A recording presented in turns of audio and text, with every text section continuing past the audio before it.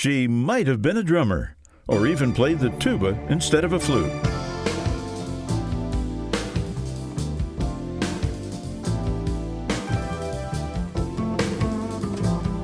She's Sherry Winston, musician, composer, and businesswoman. She even handles all of her own bookings, negotiating, and managing her own band. I'm Fred Macy, and this is the Jazz Scene, dedicated to the preservation, promotion, and appreciation of jazz, America's classical music. Sherry Winston is one of the most successful jazz flutists, or flautists, or flute players that you never heard of. Maybe that's because most of her bookings are corporate events. She says that club dates just don't pay enough. So she took her talents in a different direction, and now has a client base including Chase Manhattan Bank, Coca-Cola, Pepsi-Cola, and several Fortune 500 companies. While her musical credits range from Stevie Wonder and Kenny G to no fewer than two, count 'em, two, command performances in front of two different presidents at the White House. Her roots are jazz, and her attitude is straight ahead. When I caught up with her, Sherry was a lady who knew where she'd been and exactly where she was going.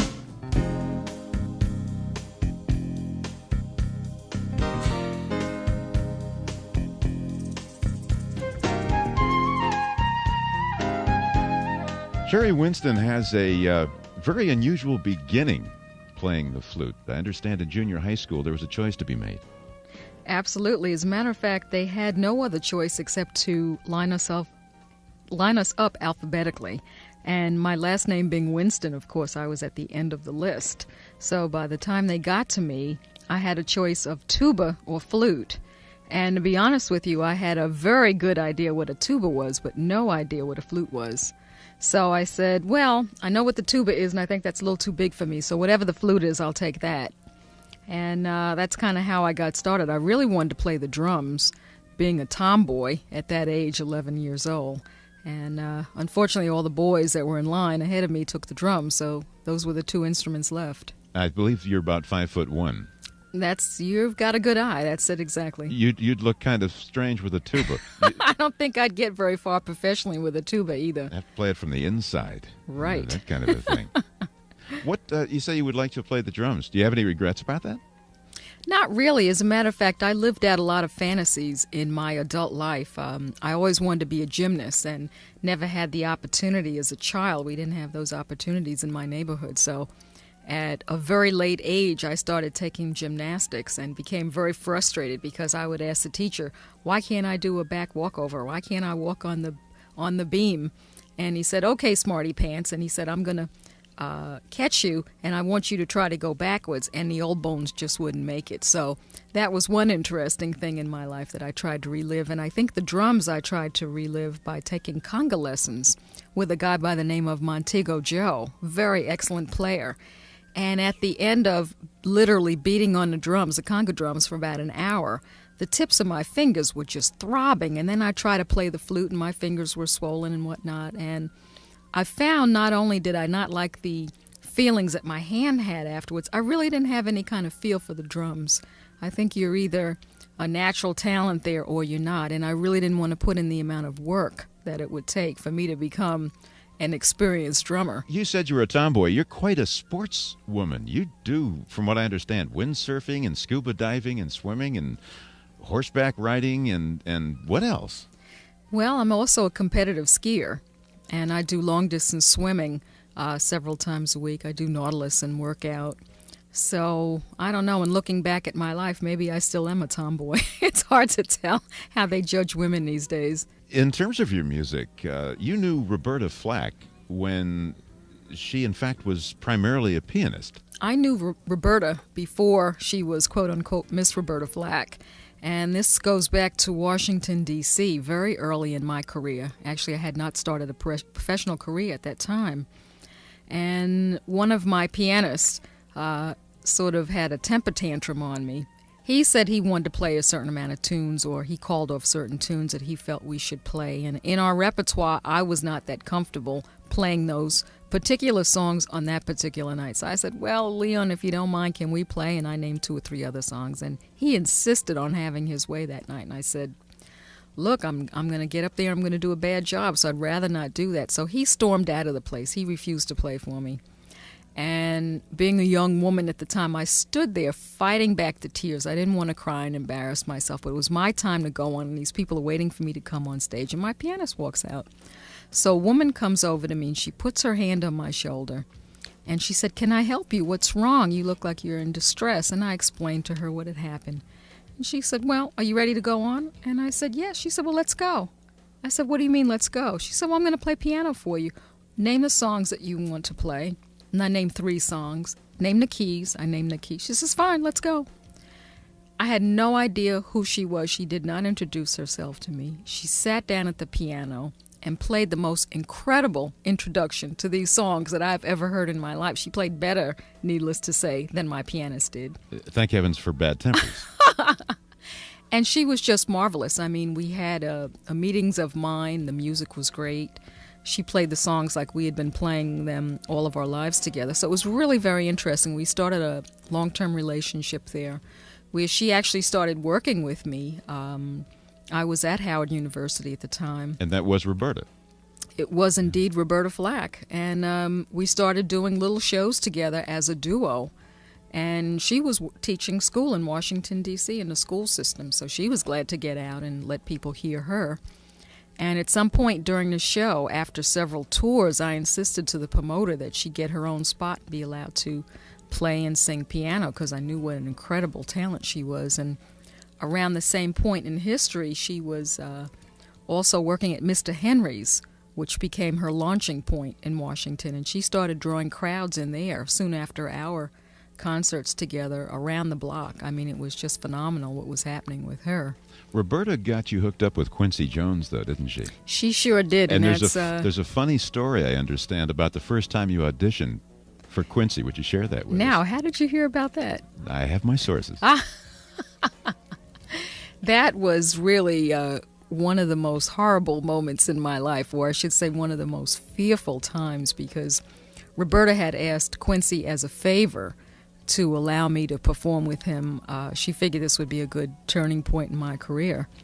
So she warned me, though, that Quincy had said ahead of time, look, if this girl is not up to snuff and if she's not good, she's going to get kicked out of rehearsal. I can't have someone who's mediocre playing in my group. So I went out and I bought every Quincy Jones album that I could find. I diligently put them on and tried to learn all the material. I learned them in what I thought were the original keys. So I felt very confident. I got to rehearsal. I'm ready to go. I look at the music for the first time. Oh my God, everything is in the wrong key.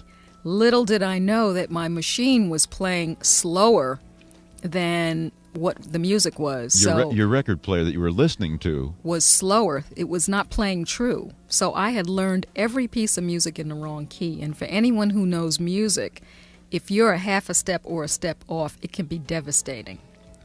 And he pointed to me. It was time for me to take a solo. I absolutely did the best I could. And in the wrong key? No, I just read the music. You had made the transition then? I had to. I could not play it in the wrong key. So I tried to relearn everything and just... Instantly?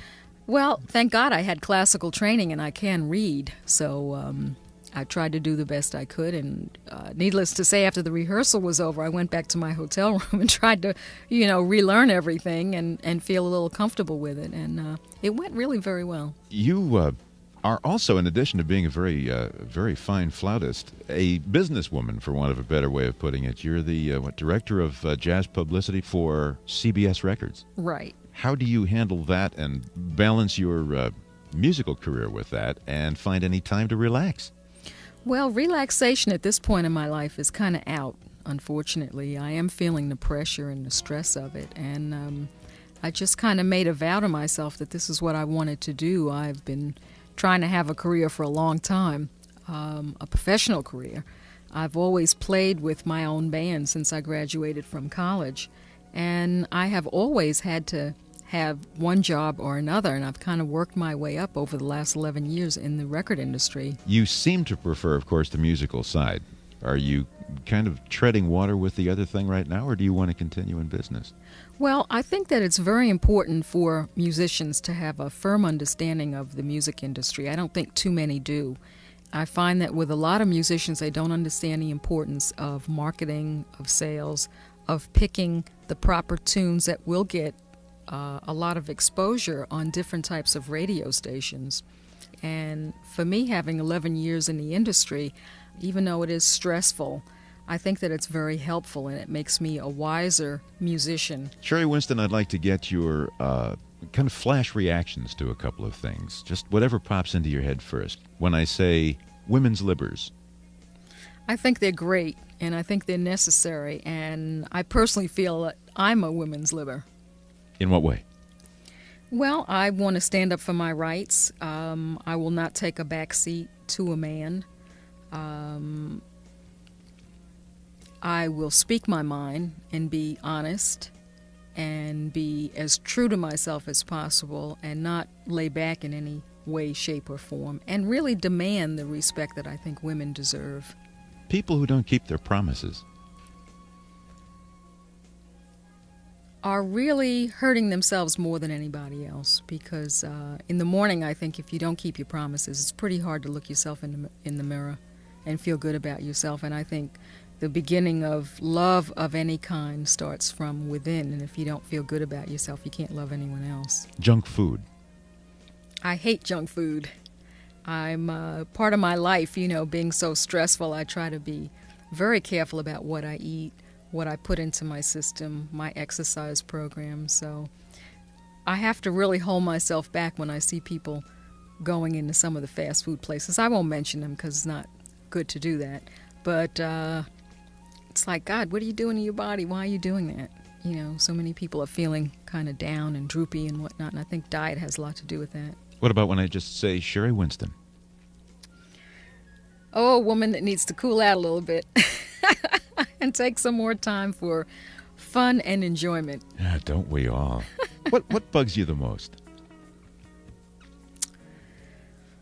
I don't know if I can talk about that on the air.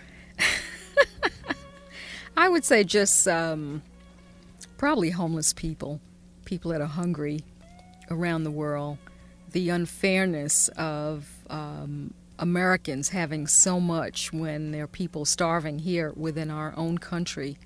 When I pick up the newspaper and I read about people in the Sudan that are starving, and because of politics and whatever reasons, we cannot get food to them, and because of natural causes like rain and whatnot, where the trucks are not going to be able to get through. So I guess things that bother me are things that I can't control or really help in any kind of substantial way. On the bright side, if you could do or have anything that you wanted, to take your fantasy and make it come true, one wish. One. Just one. And that cannot be a wish for three more or something. I mean, just... I think to be sitting in a gorgeous home with picture windows totally surrounding the entire house, overlooking a cliff in Hawaii, and just kind of being left alone and being able to write and to do my music and to be able to travel the world and let people hear my music. That would be my dream. Sherry, if you keep going the way you're going, I got a funny feeling you're going to get there. I hope so. Thanks an awful lot for talking with me. Thanks so much for having me, Fred.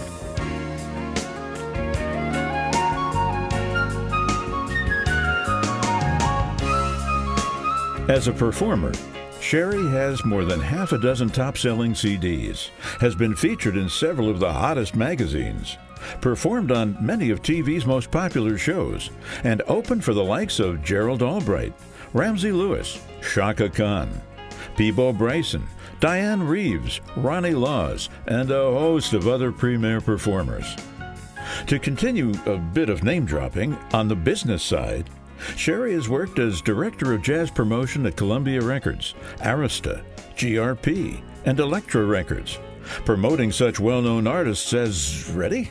Kenny G, Grover Washington Jr., Wynton and Branford Marsalis, Harry Connick Jr., Nancy Wilson, and Ramsey Lewis, to name only a few. As a lady, she remains self-directed, vibrant, and one of the most well-rounded musicians I've ever met. Please accept my sincerest thanks for joining us here at the Mark of Jazz, and I hope you've enjoyed sharing some time with Sherry Winston as much as I did. If you'd like to hear something special or want to talk about what it is that you like best, just leave me a comment either here at the Jazz Scene or on the website itself, markofjazz.com. Until next we meet, let me remind you of some profound advice once offered by Mr. Miles Davis himself, who said, "Don't play what's there, play what's not there."